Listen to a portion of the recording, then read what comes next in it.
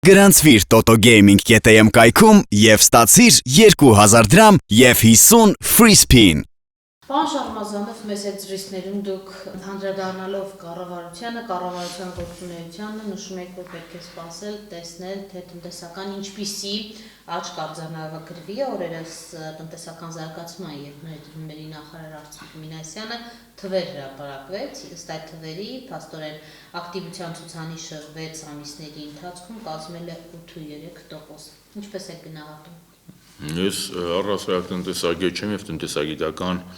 Թե դուք թվեր եք ուզում եք Եվ ես հիմա ասեմ թվերը, ես թվերը պահանջում էի ոչ թե ինչքան ակտիվության ցուցանիշ ալնելու 100 օր հետո, այլ կառավարության ծրագրում միջին տնտեսական աճ ինչքան պետք է լինի, ինչքան պետք է լինի ներդրումային ծրագրերի քանակությունը, ինչ ոլորտներում, արդյունաբերությունը, հանքարդյունաբերությունը, որոնք չկան։ Եվ այսօր այս կառավարությունը այն ինչ անում է հələ դեռ տնտեսական, դա կարծում եմ նախկին կառավարությունների իներցիայով է գնում։ Երկրորդ, կառավարությունը երբ որ իր ծրագիրը բերում էր եւ երբ որ վարչապետը ընտրվում էր,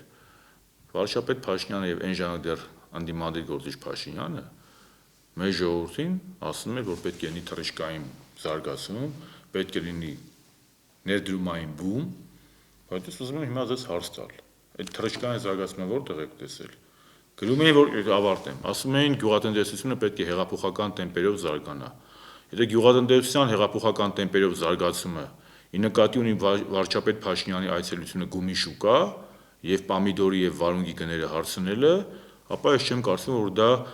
հեղափոխական ինչ-որ մի հատ գործ էր գյուղատնտեսության համար, դա կարող էր գյուղատնտեսության նախարարության առաջատար մասնագետ լինել։ Մանավանդ որ իր այցելությունից հետո լոլիկի եւ վարունգի գների տենց գումի շուկայում փոփոխություն չի նկատվել։ Երրորդ, գումի շուկա ստուգել եք, որ փոփոխություն չկա, պարոն Շահրամազան։ Ի տարբերություն այսօրվա ղեկավարության եւ ես նախկինում եւ ներկայում շատ հանգիստ այցելում եմ բոլոր վայրերը, ոչ միայն գումի շուկա, խանութներ, քո փողոցում քայլում եմ, աստեղայինը չի տարել։ Երկրորդը այն ժամանակ, հիմա մենք Երկրորդը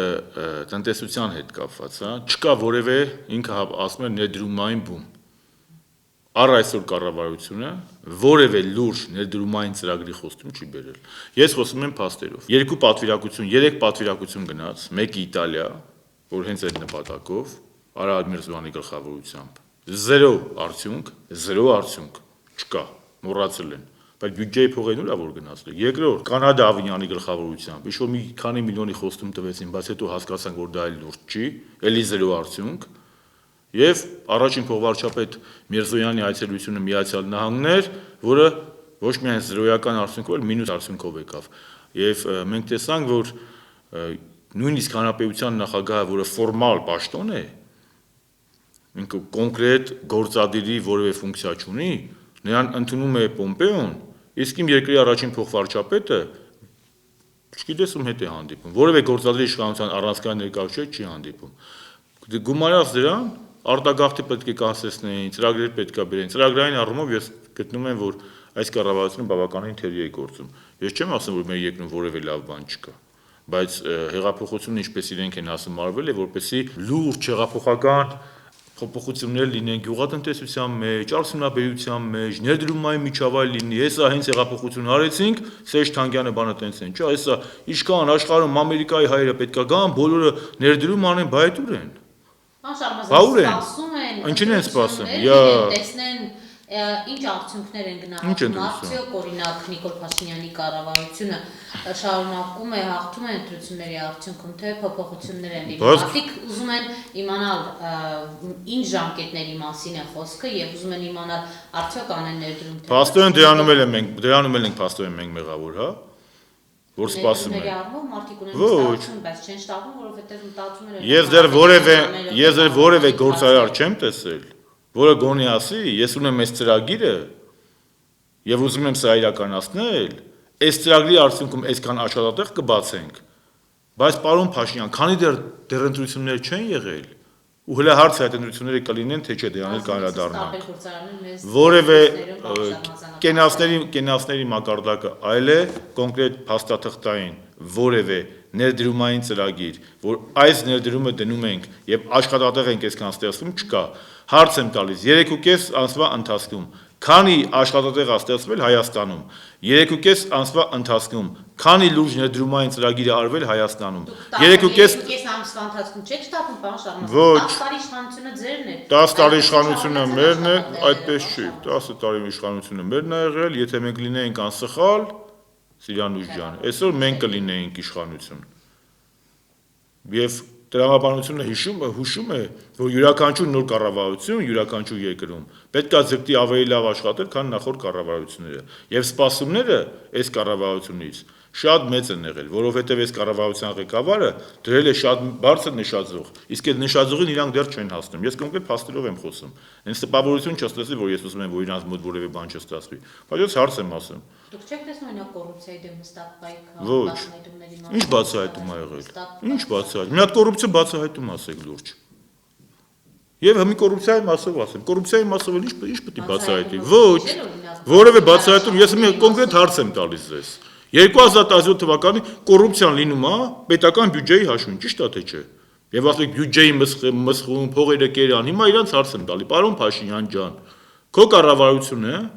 դրական եզրակացություն ա տվել 2017 թվականի բյուջեի կատարողականին, սա առաջի անգամ եմ ասում, ուշադիր եղեք։ Քո խմբակցությունը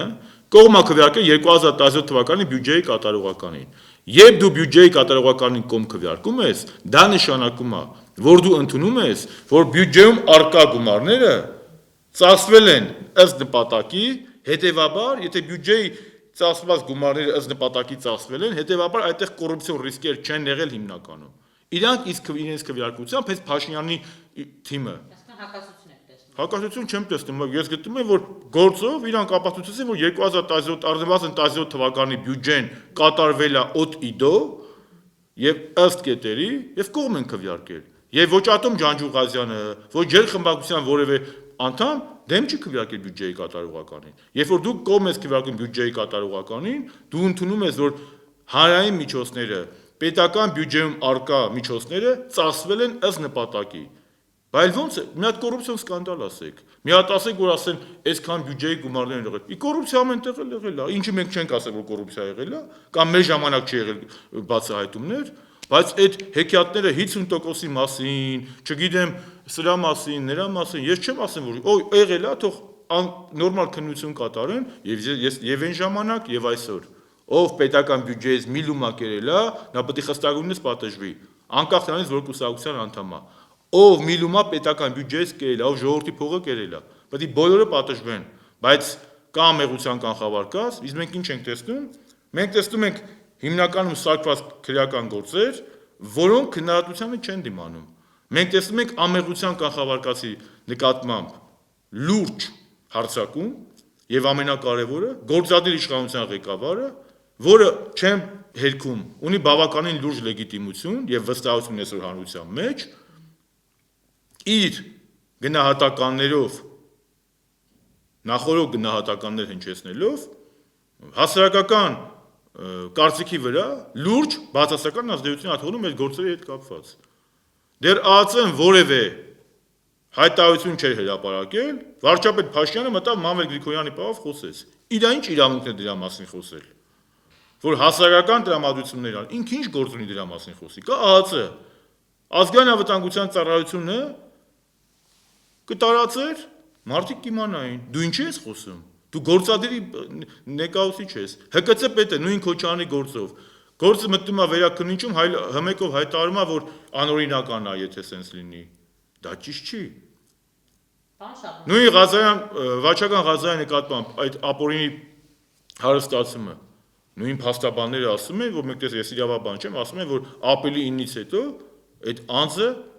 ավտոմատ կերպով արդեն այդ ցուցակից դուրս եկել, ինքը պետական պաշտոնյա չի համարվել, հետևաբար նրա վրա չի կարող այդ հոդվածը որևէ առնչություն ունենալ։ Մենք հլելեցնում ենք միայն կենացներ, միայն բարձր խոսքեր, դրա համար եթե Փաշինյանը արած բան ունենար լուրջ, օգոստոսի 17-ին կխոսեր փաստերով, այլ ոչ թե կասեր խելոք պայեք ձեզ, թե չէ ԱԱՑ-ն ձեզնով կզբաղվի։ Սատանի մայլեն քանդրբազություն չանեք եւ նմանատիպ ոչ վարչապետական բառապաշար, որը չէր սազում մեր երկրի գործադիրի ղեկավարին։ Իսկ եթե ինքը հիմա գնում է մի ճանապարհով պոպուլիզմ, հասկանալով, որ ինքը ունի բավականին լուրջ լեգիտիմություն, հիմա ժողովրդի մոտ աշխատում է ոչ թե սառը դատողությունը, այլ էմոցիոնալ ֆոնը, ինքը այդ էմոցիոնալ ֆոնն է ապահովում։ Հիմա հետաքրքիր իրավիճակ է, հա, Հայաստանում ստեղծվել։ Նիկոլ Փաշինյանը սահմանադրական հանրաքվե աչարկեց, անցումային արդարադատություն։ Հանրապետականները դուք նաև ասում եք, որ հանրաքվեի անհրաժեշտություն չկա, խորհրդանոցրելու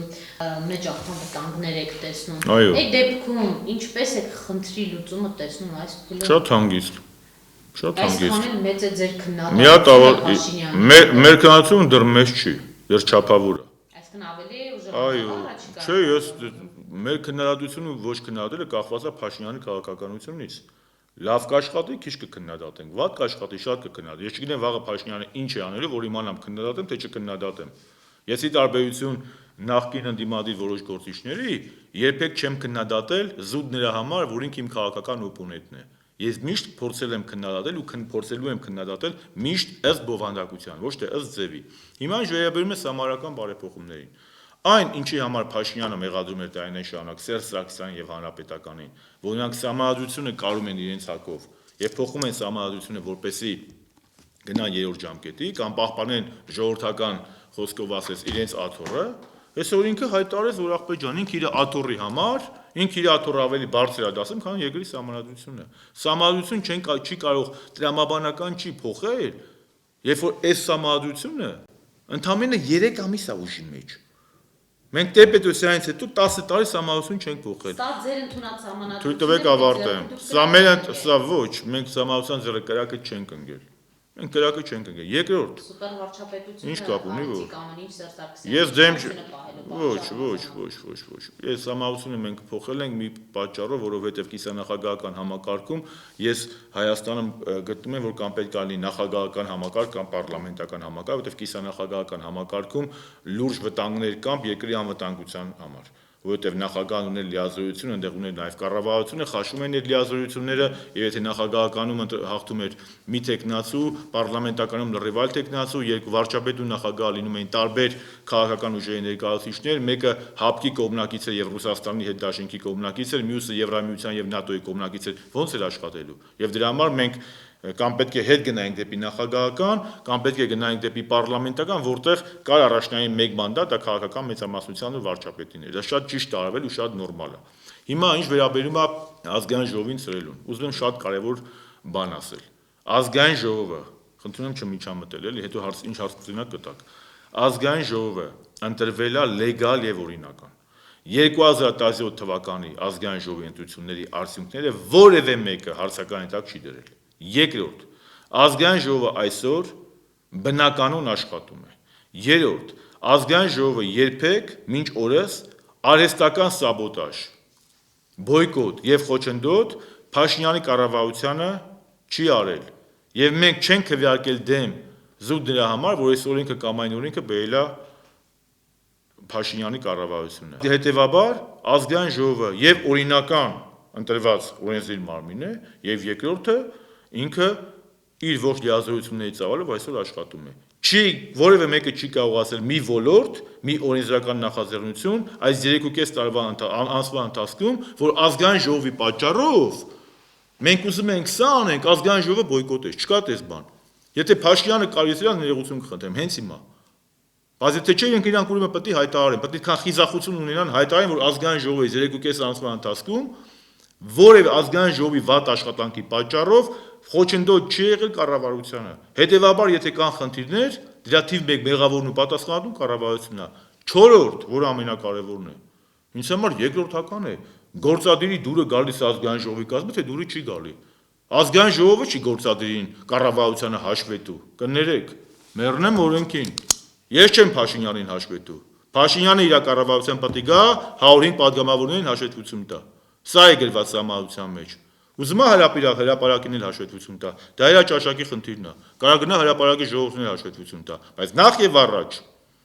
ժողովրդավարական երկրներում, որտեղ կա պարլամենտական համակարգ, այս օրենքով Փաշինյանի կառավարությունը ամեն նիստի չորեքշաբթի օրը գալիս է այստեղ ազգային ժողով եւ ազգային ժողովի падգամավորներին հաշվետվություն է տալիս ինչ է արել։ Եթե իրենց թվում է մենք պետք է գնանք կառավարության հաշվետվություն տանք, չարաչար սխալվում են։ Այսինքն ինչ 22 թվական դուք ուզում եք երկարաձգել ազգային ժողովում հանրապետականի գոյությունը որպես ամեն։ Նախ հանրապետականը մեծամասնություն չունի, ամենամեծ խմբակցությունն է, բայց մեծամասնություն չունի։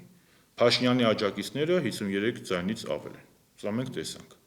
Այդ իմաստով փորձել հանրապետականի վրա քարտ նետել, որ մենք արհեստականորեն այս ենք անում, այն ենք անում, չի ստացվի։ Երկրորդ, այո, այս ազգային ժողովը ընտրվել է օրինական մինչև 2022 թվականը, եւ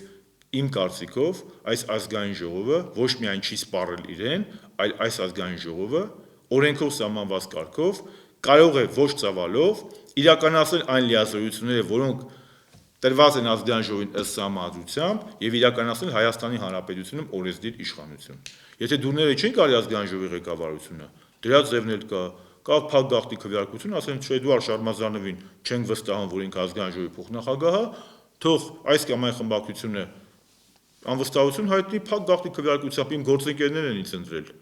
Այն ժամանակ ընտրել են, այսօր կորոշեն, որ չեն ընտրում, մեռնեմ օրենքին, թող չեն ընտրի, կիշտեն երկևը կաշխատենք։ Ինչ ա եղել։ Այսինքն, բայց ինչ կլինի 6 ամիս հետո, ինչ կլինի 2 ամիս հետո, ես պատրաստ չեմ ասել, որովհետև Հայաստանի Հանրապետությունում զարգացումները շատ արագ են փոխվում։ Ես ամեն ձև խուսափում արտահերթ գործընթացների։ Որովհետև արտահերթ գործընթացների քվեարկությունից է ըստեյության Ոչ, ես ես հարց եմ տալի, ազգային ժողովը օրինական է ընտրվել թե չէ։ Լեգալ է ընտրվել։ Այո, ազգային ժողովի աշխատանքի ժամկետը մինչև 2022 թիվն է։ Այո։ Իսկ ով չգիտի ինչպես է ընտրվել, ինչպես է ընտրվել։ Վարչական, ով ասում։ Վարչական ռեսուրսը հիմա է։ Վարչական ռեսուրսը հիմա է։ Ինչ է։ Որ վարչապետը հայտարարում է, որ ինքը Երևանի քաղաքապետի ինտուիցիոներն օրենքով սահմանված կարգով պետք է մասնակցի։ Որովհետև վախում է, որ եթե 3 հատ նման հայտարարություններ անի իր կարգին հայկոն իր տեխնացում, կարող է կամ Ռաֆին կամ Բարգավաճի իրան հաղթեն։ Այդ մտահոգությունը կա։ Բա դու հեղափոխություն ես արել, դու հեղափոխության գարանտն ես, դու բարձր ես, դու ինչու՞ չես կառավարությունում նստում, ինչու՞ ես գնում մասնակցում բաներին։ Օրենքը իրան թույլատրում է, ես խնդիր չեմ տեսնում այստեղ։ Բայց եթե դու արբիտրի դեր ես ստացնել, դու այդ հեղափոխության ջատագովն ես, այն վատ հանրապետականները, այն սև հանրապետականները չեն մասնակցում ընտրություններին, բոլորը դուք եք, դուք ձերոնցով մասնակցում եք ընտրություններին, բայց ինչու ես գնում ախպեր ջան։ Քխ հանրապետականները չկան, չէ, ախպեր ջան, դուք եք, դուք ու ձերոնք եք, ձեր հրապարակի ժողովուրդը, քո համար ի՞նչ տարբերություն Ռաֆին կընտրեն, թե Նայիրա Զորաբյանին կընտրեն, թե Արտակին Զենալյան, թե Դաշնակցությանը, թե բանին, Կարգին Հայկոին։ Ինչու ես տենց խառնվել։ Ինչու ես գնում։ Երկրի վարչապետը ուրիշ կարևոր գործ չունի, որ պետք է ելեմ կրկնում եմ, ինքը օրենքով սահմանված կարգով իրավունք ունի։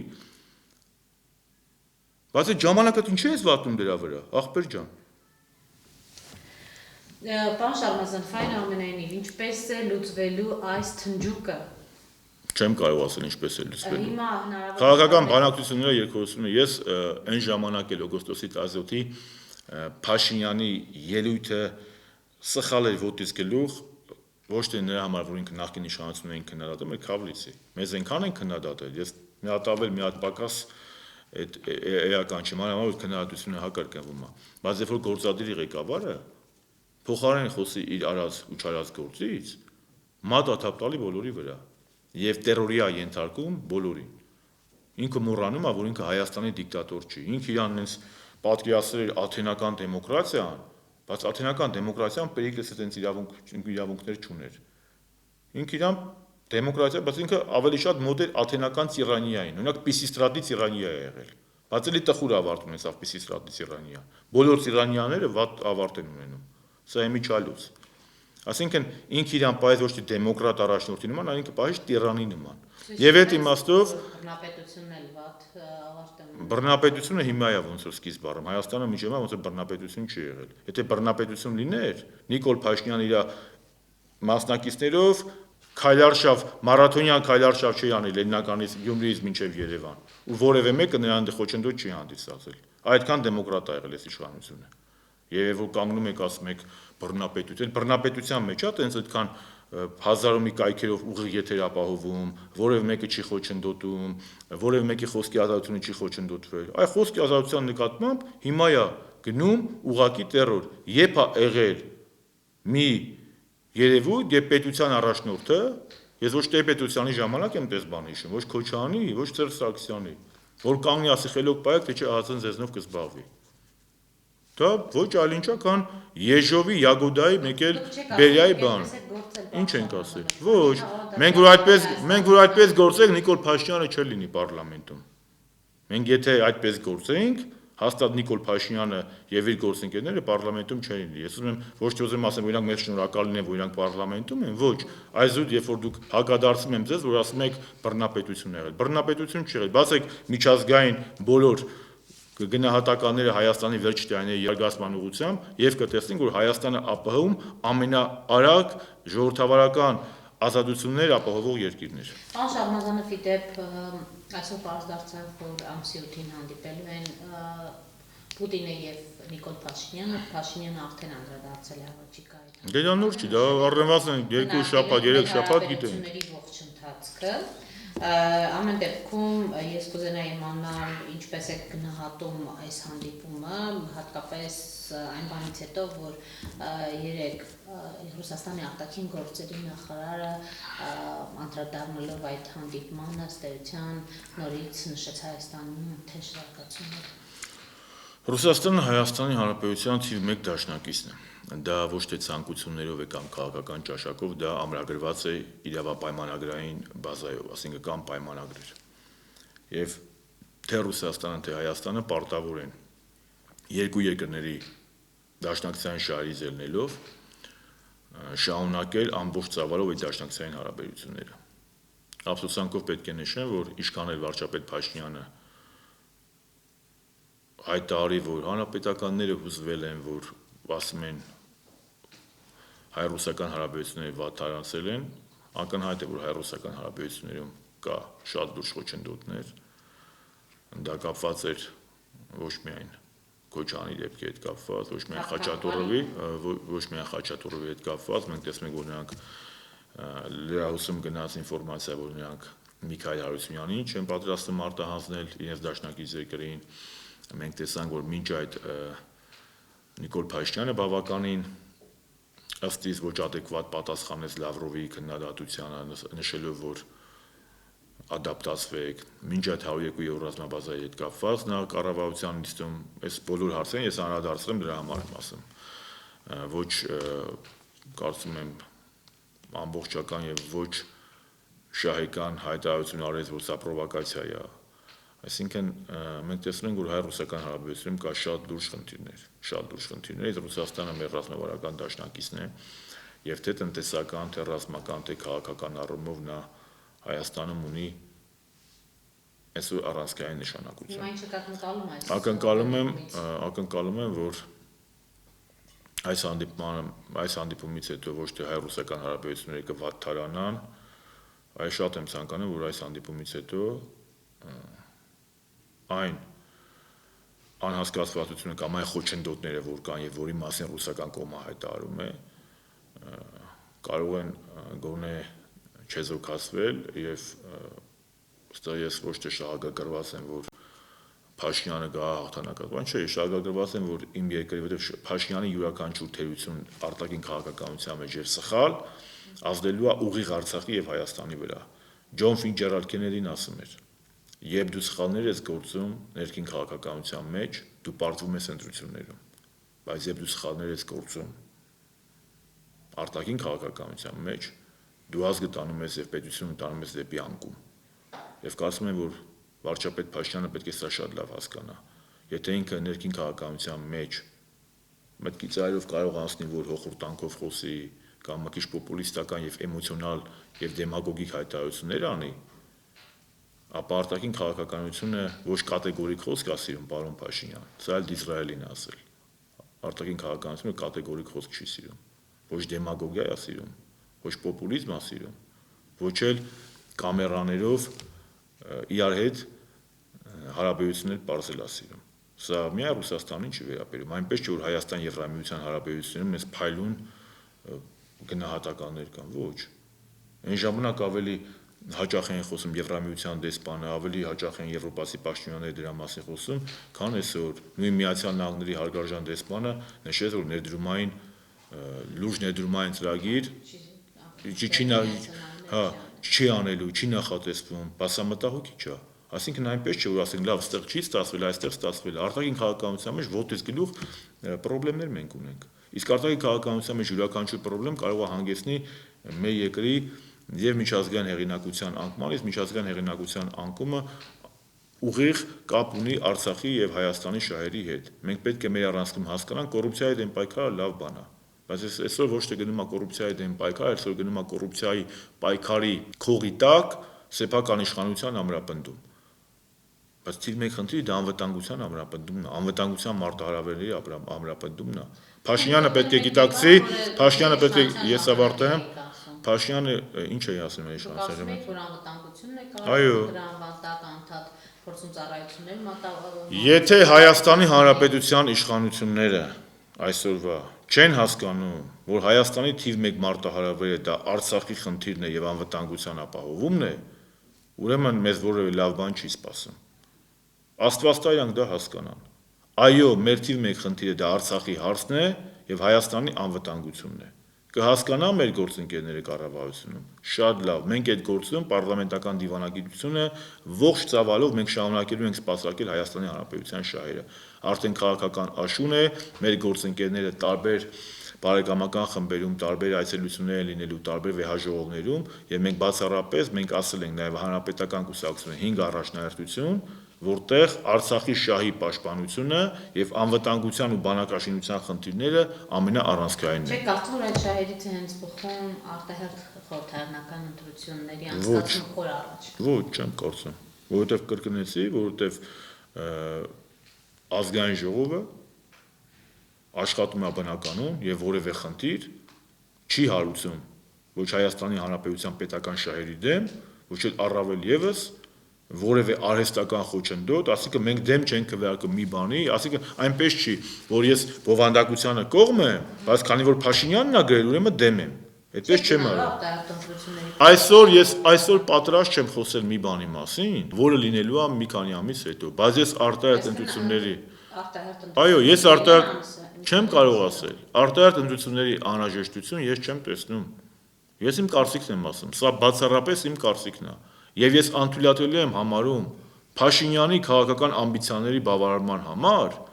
ինքնալուծարել ազգային ժողովը, ել չեմ ասում գնալ սահմանադրական բարեփոխումների կամ փոփոխությունների։ Սա աբսուրդ է։ Տիրանիան ու դիկտատուրան պոզով պոչով չի լինում։ Չի կարելի սեփական անձի բարձր վարկանիշը փաթաթել պետական շահի վզին։ Չի կարելի։ Այդ վարկանիշը մի օր անցնելու է։ Չեն եղել պատմության մեջ գործիչներ, որոնք առավոտից իրիկու ունեցեն այդ լեգիտիմությունը։ Խոսքերով ու պոպուլիզմով անverջ չես կարող կերակրել այս ժողովրդին։ Փոփոխություն է պետք։ Նոր տարածքը մի հատ տեսնենք, քանի աշխատատեղ է բացել, քանի ներդրումային ծրագիր է արել։ Հիմա էլ մտածում եք նոր տարածքը այս հարցը ավելի ճիշտ է քննարկել եւ Ես առհասարակ ես դեմ եմ, անձնապես ես չեմ տեսնում, ոչ թե դեմ եմ որ Փաշինյանն առաջարկում, բայց հիմքեր չեմ տեսնում։ Այս պարլամենտը ընտրվել է օրինական։ Եկեք ընտրություններ լինեն նոր որոշ։ Բայց քիլն են ընտրությունները։ Եթե այդպես լինի, արդարթափանցիկ ընտրություններ։ ով է ասում։ Ես ախր մենք տեսել ենք ինչպես են։ Ինչպես են եղել։ Մի բերեք միջազգային։ Բաուն բերեմ։ Հայաստանի Հանրապետության քաղաքացին։ Հայաստանի Հանրապետության քաղաքացին ապրիլյան ընտրություններից հետո որևէ բողոք արդյունքների վերաբերյալ չի արել։ Եվ որևէ մեկը չի գնացել ոչ հրապարակում, ոչ օպերայում, ոչ էլ որևէ տեղ բողոքարկել այս ընտրությունների արդյունքները։ Եթե եղել է, կողեք աչքս։ Չի եղել։ Եվ արտահերթ ընտրությունները, ինչ արտահերթ ընտրություններ անում են մի պարլամենտում, որը ասում ենք ախպեր ջան, ինքը լեգալ չի ընտրվել։ Ես է փաստ եմ ասում։ Ոչ միջազգային հանրություն։ Իդեալական ընտրություններ են եղել ըստ ձեզ Հայաստանում։ Չէ, իդեալական ընտրությունները իսկ Միացյալ Նահանգներում չեն եղել։ Բացեք ապրիլի 2-ի հանրապետական կուսակցության նախագահ Սերժ Սարգսյանի հայտարարություն ընտրությունների վերաբերյալ, այնտեղ էլ մենք նշում ենք, որ եղել են թերություններ։ Ո՞վ է ասում, որ չի եղել թերություն։ Ինչ Նիկոլ Փաշինյանը 3.5 ասում մեջ այնքան թերություն է թույլ տվել, իսկ ամեն կավա 5 տարում չեն կարել։ Իսկ ով ասում, որ թերություն չի եղել։ Իհարկե եղել է, բայց մենք խոսում ենք արդյունքի մասին։ Այս պարլամենտը օրինական է ընտրվել, թե անօրինական։ Օրինական։ Այս պարլամենտի գործունեության ժամկետը երբ ասպառվում, մինչև 2022 թվականը, այս պարլամենտը այսօր արել է մի քայլ պետության շահերի դեմ, գործադիրին տորպեդահարել է արհեստական, ոչ, եւ երրորդ, մենք չենք գործադիրին հաշվետու, իրանք են մեզ հաշվետու,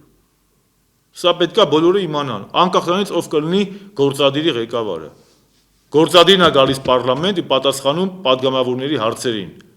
ոչ թե ես եմ պատասխանում կամ պատգամավորներից որևէ մեկն է պատասխանում կառավարության ներկայացուցիչների հարցերին, ոնց որ տեղերը շփոթել են,